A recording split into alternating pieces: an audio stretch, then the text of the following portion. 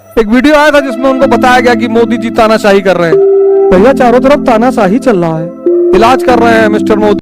पहले बोलता है कि हिंदू कोई धर्म नहीं है। न्यूयॉर्क शहर तो असली में एग्जिस्ट करता है, लेकिन इसका मतलब यह थोड़ी हो गया कि स्पाइडरमैन भी असली है। सिमिलरली मैंने कहा कि अगर राम सेतु यहां पर असली है तो इसका मतलब यह नहीं कि रामायण में बताई गई कहानियां असली हो जाएंगी। लेकिन मैंने यह कभी नहीं कहा कि रामायण कभी हुई नहीं। Wake up to reality. क्योंकि वो ब्रिज एग्जिस्ट करता है इसलिए ये एक्चुअली में हमारी हिस्ट्री है, ये कहानी असली में हुई थी। लेकिन थोड़ा सा लोग एक लेवल तक ही सोचते हैं, उससे ज्यादा डीप नहीं जाते। इसमें थोड़ी डिडक्टिव रीजनिंग अप्लाई करके देखो कि क्या एक मैन मेड चीज का एग्जिस्ट होना प्रूव करता है कि पूरी कहानी असली होती है। क्या ये वो लॉजिक नहीं हो गया कि स्पाइडरमैन में न्यूयॉर्क शहर दिखाते हैं तो न्यूयॉर्क शहर तो असली में एग्जिस्ट करता है, तो स्पाइडरमैन भी असली में एग्जिस्ट करता है, नहीं होता है।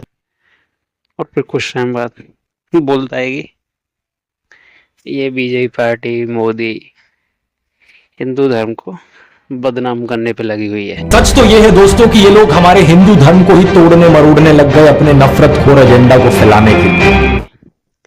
हमारे दुबराडी चूतियों के लेजेंड बोलते हैं कि अल्लाहू अकबर बोलना अच्छी बात है और जय श्री राम बोलना गलत बात है। अल्लाहू अकबर का मतलब है गॉड इज ग्रेट। एक बहुत अच्छी चीज है इसे कहना। ध्रुव भाई बोलते हैं कि अल्लाहू अकबर का मतलब होता है गॉड इज ग्रेट। गलत। ध्रुव अपनी वीडियो में बोलता है Allahu Akbar means God is great, जो कि गलत बोल रहा है क्योंकि अकबर इज सुपरलेटिव जिसका मतलब होता है ग्रेटेस्ट। कि वो लोग मानते हैं कि हमारा गॉड ही ग्रेटेस्ट है, बल्कि उन्हीं का ही गॉड है। अब बहुत से चमन चूते बोलते हैं कि हमारे ध्रुव भाई बहुत बड़े देशभक्त हैं। अब ये भी देख लो अब फिर कितने बड़े देशभक्त हैं ये। हमारे ध्रुव भाई बहुत बड़े देशभक्त हैं, मतलब इनसे ज्यादा देश के लिए तो किसी के दिल में प्रेम हो ही नहीं सकता। ये क्या है देखो मैं बताता हूं। इनको हमारे देश में स्टैच्यू ऑफ यूनिटी से दिक्कत है, हमारे देश में रोड्स जो बन रहे हैं डेवलपमेंट हो रही है उससे दिक्कत है, हमारे देश में बुलेट ट्रेन आने से दिक्कत है। ये जो गलत मैप यूज करते हैं इंडिया का ना, जिसके अंदर पीओके पाकिस्तान में और अक्साई चीन चाइना में दिखाते हैं हर बारी। और डिक्टेटर के नाम पे ममता को तो बहुत साफ सुथरी बताते हैं और हमारे मोदी जी को बताते हैं डिक्टेटर, थानाशाह, जुल्म करने वाले इंसान। फैक्ट चेक करेंगे। तो हमारे ध्रुव भाई क्लेम करते हैं कि मोदी जी बहुत बड़े डिक्टेटर है। आपने अभी लेटेस्ट में एक चीज देखी होगी, एक मीम शेयर हुआ था, ममता बनर्जी ने क्या करा था, उसके ऊपर केस करवा दिया था लड़के के ऊपर जिसने एआई का एक मीम बनाया था ममता बनर्जी के ऊपर, और उसके ऊपर मोदी जी ने अपना मीम शेयर किया था कि मुझे तो मजा आता है। तो मुझे नहीं लगता कि एक डिक्टेटर ऐसा करता होगा या फिर जो डिक्टेटर बनना चाहता हो वो ऐसा करता होगा। जिसको तानाशाह बोल रहा है भाई उसके वहीं पे घूम रहा है। ये कैसी आयरनी है, ये हमें समझ नहीं आ रहा। तुम इंडिया गेट में दिल्ली में आके वीडियो बना के गए, भाई डिक्टेटर ने तुम्हें कुछ कही? देखो मैं आपको बताता हूं कि एक डिक्टेटर क्या होता है।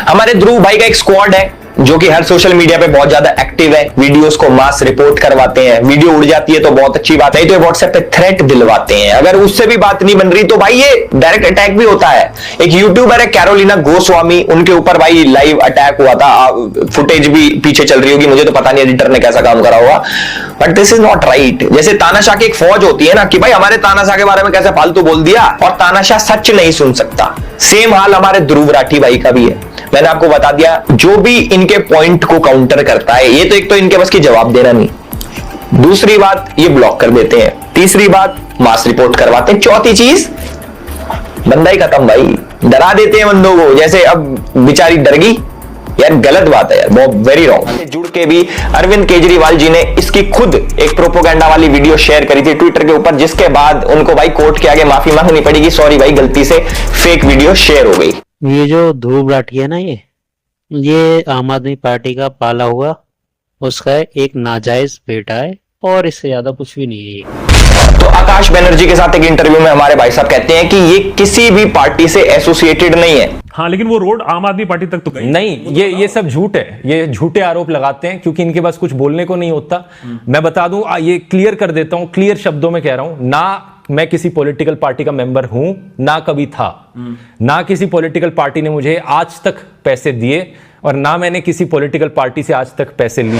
ध्रुव भाई आम आदमी पार्टी आईटी सेल के लिए काम करते थे। 7 अक्टूबर 2014 को इन्होंने हैशटैग अरविंद केजरीवाल के लिए वीडियो बनाई और आम आदमी पार्टी को सपोर्ट करा। 21 दिसंबर 2014 को इसने आम आदमी पार्टी के लिए गाना बनाया 5 साल केजरीवाल। ये लगातार 2014 से आम आदमी पार्टी के ऑफिशियल फेसबुक पेज पे पोस्ट करता आ रहा था। 9 फरवरी 2015 को आम आदमी आए हैं ऐसा कोई गाना था जो इसने बनाया। तो देखो, ये तो मेरा पहला पॉइंट था कि क्या ध्रुव भाई हमारे न्यूट्रल है। जैसे उन्होंने बोला कि मैं किसी पार्टी के साथ नहीं जुड़ा, ना मैं कभी जुड़ा था ना कभी जुड़ूंगा। ये चीज मेरे हिसाब से आपको क्लियर होगी कि हमारे ध्रुव भाई कितने न्यूट्रल है, कितने कौन सी पार्टी के सगे हैं। और केजरीवाल के नाम पर 13 केसेस हुए हैं, लेकिन हमारे द लेजेंड ऑफ चूतियास ध्रुव भाई बताते हैं कि इन पे कोई केसेस नहीं है, 0 केसेस हैं, क्लीन चिट मिली हुई है। और बीजेपी पार्टी के जितने मेंबर हैं सब पर केसेस हुए हैं। तो हम बात करते हैं भाई इसने क्या करा। इसने अपने ऑफिशियल पेज से एक वीडियो बनाई जिसके अंदर इसने आम आदमी पार्टी और बीजेपी के लीडर्स को कंपेयर करा और बताया कि आम आदमी पार्टी के लीडर्स पे 0 क्रिमिनल केसेस हैं और कंपेयर करा बीजेपी वालों से और बताया उनके ऊपर 63 क्रिमिनल केसेस हैं। तो आज हम ना डेटा की बात करेंगे क्योंकि हमारे ध्रुव भाई डेटा बहुत करते हैं, तो डेटा के ऊपर लेके आते हैं अब चीजें। तो सबसे पहले हम बात करेंगे सोमनाथ भारती जी के। ये आम आदमी पार्टी के बहुत बड़े लीडर है और इनके ऊपर 6 क्रिमिनल केसेस पेंडिंग थे और हमारे ध्रुव भाई ने दिखाया कि 0, एक भी केस नहीं है, 0। देखो इनके ऊपर जो केसेस है वो डिटेल्स आपको लेफ्ट साइड में या फिर राइट साइड में कहीं पे दिख जाएगी। मैं डीप नहीं जाऊंगा कि इन्होंने किसको प्रोस्टिट्यूट बुलाया, कौन सी लड़की के साथ वो। और हमारे आम आदमी पार्टी के सबसे बड़े लीडर हमारे चीफ मिनिस्टर साहब अरविंद केजरीवाल जी के ऊपर 13 क्रिमिनल केसेस पेंडिंग थे 2020 में, जो कि आप मीटर देख रहे हो, इधर मीटर रेड पे जा रहा है, देख रहे हो।